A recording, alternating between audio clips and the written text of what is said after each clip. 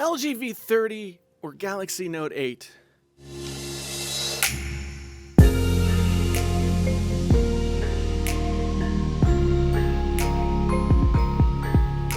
At first glance, they might seem to be totally different phones, and maybe it wouldn't be too hard to choose one over the other, but let me tell you,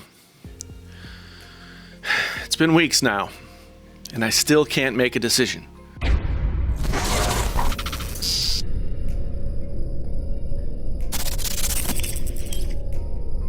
Hey folks, my name is Jason, sometimes known as the JTL. This is Painfully Honest Tech. Thank you for coming back. If this is your first time here, think about subscribing and liking the video and doing all the things that everybody tells you to do. I thank you very much. This is a tough one. Much tougher than I really thought it was going to be when I decided to give the LG V30 a try, even though I was disappointed with the direction that LG took with the V series by removing the battery, the removable battery, and the secondary screen. I was pleasantly surprised, however. They were able to keep a lot of the features on the V series that the second screen offered, and the need for the removable battery was mitigated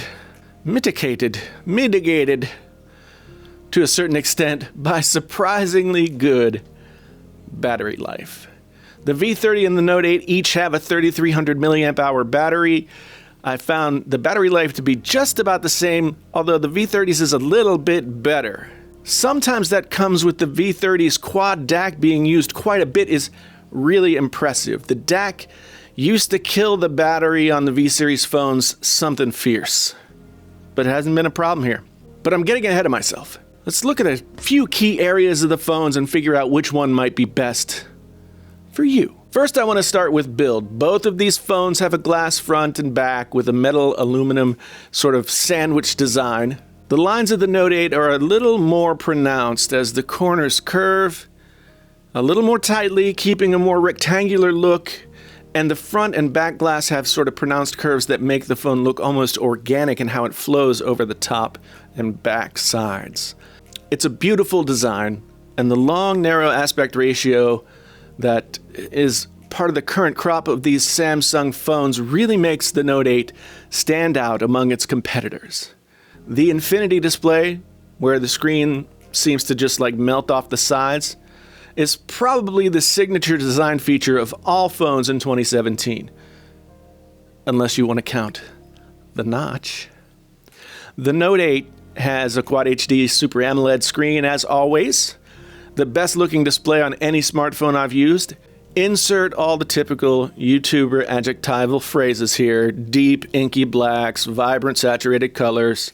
The colors pop, whatever, you get the idea. It's a good screen. The V30, while not as deserving of those same adjectival phrases, has a pretty great design and screen as well.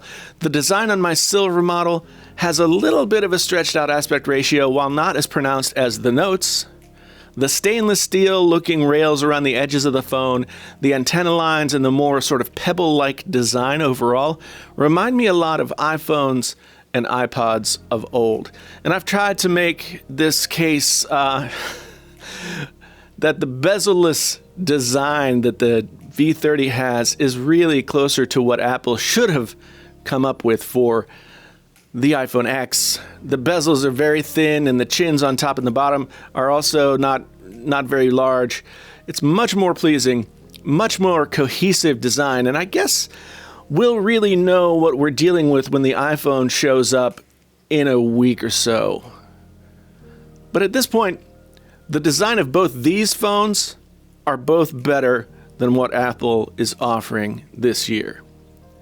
LG used their own POLED screen on the V30, and it looks really good. Because of the aspect ratio, some apps are not full screen in landscape, but that's slowly changing as developers are upgrading their offerings for this phone. Both phones have a fingerprint reader. For security, LG's is better. It's just that simple. It's placed in a better spot. It's also a power button, which is nice. And it's a lot faster and more responsive than the Note 8's. People have complained about the positioning of the Samsung fingerprint reader since April, So I'm not going to pile on, but it's not ideal.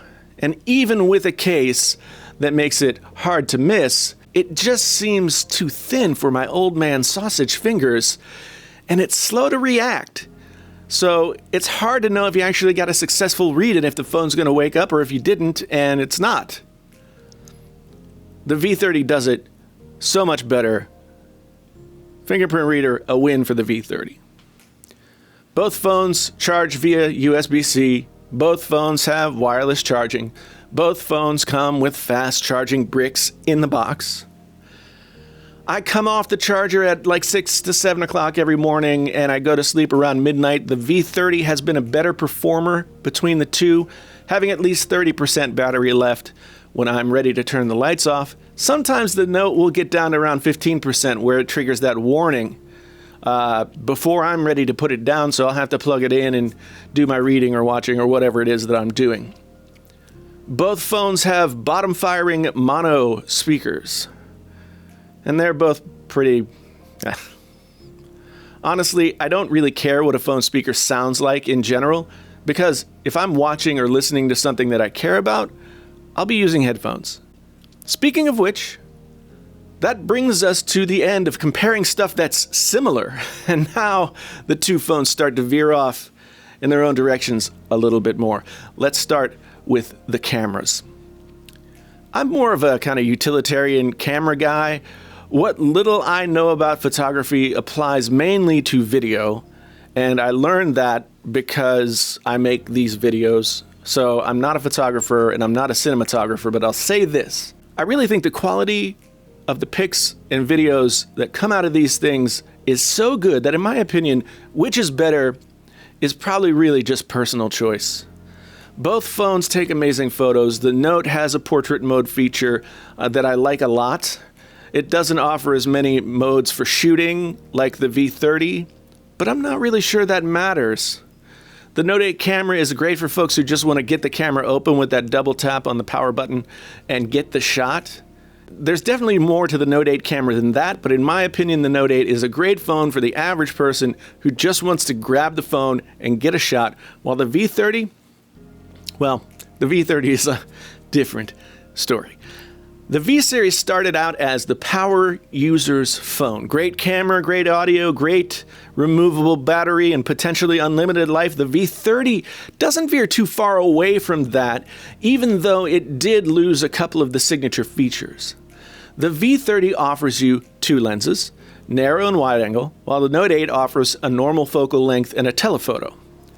I found myself using the wide angle on the V30 a lot more, and I found it to be really nice to have versus the telephoto. The V30 offers a ton of shooting modes for both photography and video. Auto, manual, slow-mo, food, panorama. They're all there just like the Note. But there's also Cine Video mode that allows the user to color grade their video in a more professional style, and it includes like focus pulling and all this other kind of stuff. And you can also shoot in log format if you want to flatten out your image and really get into color grading in post. These are features that you don't typically find until you're spending around $1,000 on a camera. It's very impressive for a cell phone, and if you're a content creator on YouTube or somebody who wants to dig a little bit deeper into taking photos and videos, the V30 is super powerful and offers a ton of flexibility. So now we get down to what separates these two phones from one another. They both have some special features that set them each apart, and ultimately I think these features will be what sends one user one way and the other way. Both phones have headphone jacks. Samsung includes an adaptive sound feature in the software that helps balance frequency response across both ears, which is a nice feature for someone like me who, I've stood in front of rock bands since I was 14 years old and been to hundreds of shows, and it appears that my left ear doesn't hear as well as my right ear, according to the non-scientific adaptive sound thing. But the adaptive sound does make a noticeable difference in the sound quality of the headphones that come with the Note 8 and really anything else that you're using. But all that goes by the wayside when you pair the V30 with a good pair of headphones. I initially complained that the V30 didn't come with headphones, but now I don't care. I really don't care. If you're like me and love listening to music and care enough to spend the cash on expensive headphones, the V30 is the only phone in the market that can give you this kind of quality. The phone has a quad DAC inside as well as a headphone amp, and basically that means it's got a dedicated digital audio converter as well as a more powerful headphone amp that will drive headphones that aren't as sensitive as many of the lower priced headphones that you can buy. For example, I have a set of Sennheiser HD 600s. I mean, they're awesome. They have a very high impedance rate of 300 ohms. Now, stay with me.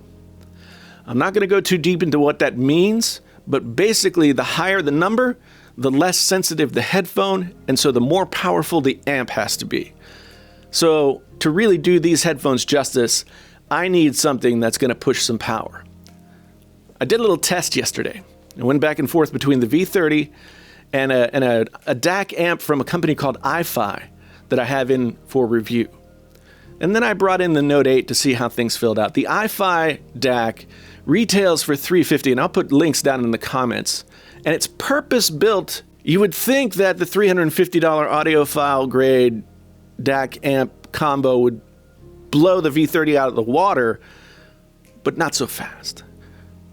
The Note 8 has a headphone jack. I don't really know anything about the specs or what they're trying to, what they send out. But the headphone jack's existence is a selling point for the Note 8, but not its quality. At first, I started by comparing the V30 with the HD 600 headphones and the iFi DAC. I thought they sounded pretty good with the dedicated unit, but the V30 wasn't really driving them in the way I expected. Then I realized I didn't have the hi-fi DAC engaged on the V30. Once I did, I was really blown away by how the phone sounded. I mean, the iFi unit definitely had more going on. It's a great piece of gear. It's fuller, it's sharper, it does all the things that it needs to do. But that the V30 could even compare, not only compare but compete, is really, just blows me away. After I went back and forth between those two for a while, I brought in the Note 8, and suffice it to say that the other two options were the Note 8 sounded like dog crap compared to them. Now, the Note 8 isn't designed to drive headphones like the HD 600s, so they do a great job of driving lower impedance headphones like the ones that come in the box with the phone, and those headphones aren't terrible. But this test showed me that the V30 is a beast of a totally different stripe. If audio quality matters to you, and you spend a lot of time with headphones on your head, walking around with your phone, the V30 is the one and the only phone you should consider. But wait, the Note 8 has its own ace up its sleeve here as well, or should I say stuck into its bottom end, the S Pen. I've had every note since the Note 2. I'm a writer and a teacher, and I take a lot of handwritten notes. The S Pen is by far the best handwriting option out there for a mobile device that I've tried, and that's Apple Pencil and all that kind of stuff. I go all the way back to Palm devices. Has a ton of features, screen cap, GIF making, all that kind of stuff. The screenwriting mode is the slickest thing that I've ever seen. I'm more productive when I carry the Note. My creative juices are easier to collect when I have that phone in my pocket. The S Pen is amazing. I could do a whole video on the features, but this one is already getting long, so maybe another time. If you want me to do that, let me know down in the comments. To conclude, I'll say this. For my money, the Note 8 and the V30 are the two phones most worth your money so far in 2017. I might have given the Pixel 2 and 2 XL a shot, but those phones are not meant to be powerhouses like these phones. Couple that with the fact that they're having some troubles here with screens and such at launch. And for me, 2017 Android phones are all about the V30 and the Note 8. And the things that sucks is I honestly can't say which one I like better or which one I will keep, let alone recommend one over the other. I think if you're a content creator and audio is something that matters to you, the V30 is a no-brainer. If you're a professional or a writer, something along those lines, someone who takes a lot of notes and would use the S Pen, it's the only thing that you should consider. I have both, and all that stuff is important to me. Right now, the V30 retails for around $800, a little bit more, while the Note 8 is over $900 actual price depending on what carrier you use. That's a lot of money for either phone. The V series has typically come down in price a few months after launch, so you could wait and maybe get it for $500 or $600 in a few months, and the Note 8 will get cheaper as well. I mean, it's a tough one. I'm caught between two parts of my life that are so important to me in the day-to-day. The decision might not be as hard for you. I hope this comparison has helped you some way to make this decision. Let me know if it did down in the comments.